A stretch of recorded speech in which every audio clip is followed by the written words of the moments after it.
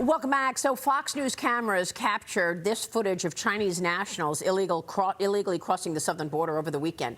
90 Chinese nationals were apprehended in one day last week, according to Border Patrol. That's the most the highest number, and the most single-day encounters since 2010.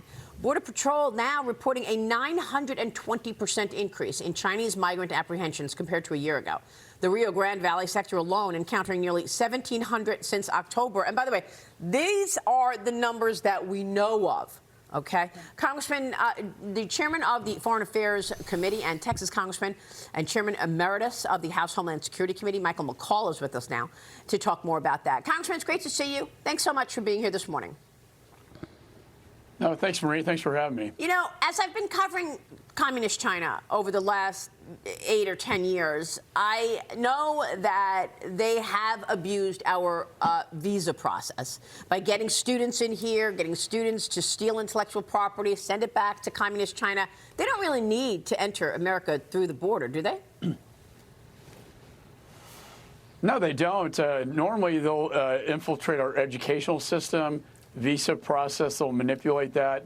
Espionage, they're very good at this. So I'm not quite sure why there's such an uptick crossing the border illegally. Perhaps the COVID that they've had in country. But anytime you see a spike in foreign nationals other than, say, Mexico or Central America, it's of concern because we're not sure who they are. And like you said, we don't know who's gotten in that we don't know about.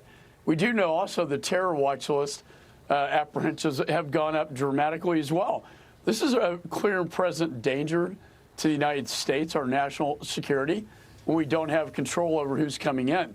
And I worried when I chaired Homeland all the time about who other than Mexico were coming in, like from, say, Islamic countries or other foreign adversary nations like China. Well, that's what I'm saying. I mean, we don't know what communist China is up to. Maybe they're directing people to come into America to set up shop for some reason for a later conflict. That's what I'm thinking about. I mean, we've talked about police stations in America, Communist Party police. Why would they need their own police force in New York? This is exactly what they have. You know, COVID-19 and the escape of the deadly virus and the cover-up, fentanyl originating in China. And what are we doing about all of this? And is this a warning signal that the CCP is planning something in America later and has people here? You know, it's just, again, without knowing who they are, and we don't know who a lot of these people are, it's hard to figure that out. I know they're purchasing land.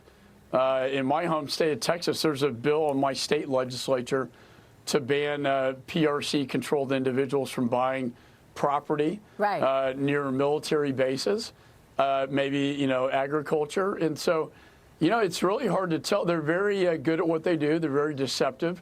You're right. This police station in New York makes no sense, to me at all. They're a foreign nation adversary. Chairman Xi's meeting with Putin now in Moscow. It's been about an hour, Maria, and God knows what they're going to talk about. They found a Chinese drone was shot down in Ukraine. They're very much joined at the hip on this effort, both the Pacific and in Europe. Yeah. And I've never seen anything quite like it this in my lifetime, where you have a major threat to Europe and the Pacific from two major foreign dictators. Right. And we just had our tabletop exercise yesterday here at the retreat in Orlando on Taiwan, and what would happen if, say, God forbid, China invaded Taiwan. And it's not very pretty. Well, Mike Gallagher, the head of the China Select Committee, told me a couple of weeks ago he thinks they're going to do so next year, in 2024, because we're going to be distracted at our own election. Taiwan has an election. Do you agree with that?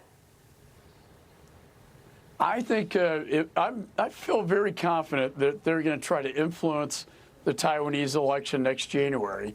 And they're very good at this game. They did it in Hong Kong without a shot fired. Right. That'll be their first plan.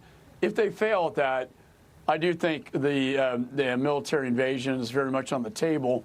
that would start with something like a blockade and followed by a massive cyber attack on the island and the west coast of the United States, and then an amphibious landing into Taiwan. And so Taiwan's not prepared for this. I signed off on weapons 3 years ago, Maria, that have yet to go into country. Unbelievable. We have no deterrence. We have no joint military exercises with Taiwan.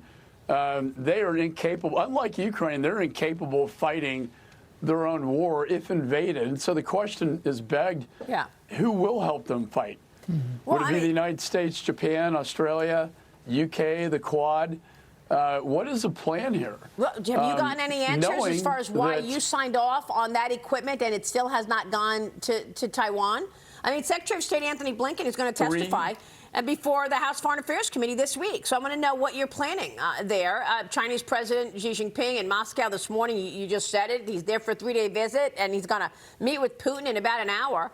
So what are you planning in terms of the Foreign Affairs Committee hearing with Anthony Blinken? Why is it taking so long to get weapons in country? When we sell an ally or somebody like Taiwan, our foreign military sales, and these are weapon systems they need to defend themselves. Why does it take 3 years? Why don't we have any weapon systems in country right now to provide a deterrent to Chairman Xi from invading? Because the fact is we don't. And I don't think he can answer that question other than to say our defense industrial base system is broken and we can't make these weapons, fast enough. I mean, I'm also going to ask him, why aren't they producing documents? Is Joe Biden stopping it? No. I mean, the fact is we can't make these weapons fast enough. Okay. The new ones. And I think that's part of the problem that, it's a little secret in Washington, Maria, a little well-kept secret that we cannot make our weapons fast enough to protect the United States or our allies. Wow. And that's just the truth. Congressman, it's great to see you this morning. We so appreciate your leadership and time on all of this. Thank you, sir. Thank you, Maria. Thanks for having me. Michael McCaul. We'll be right back.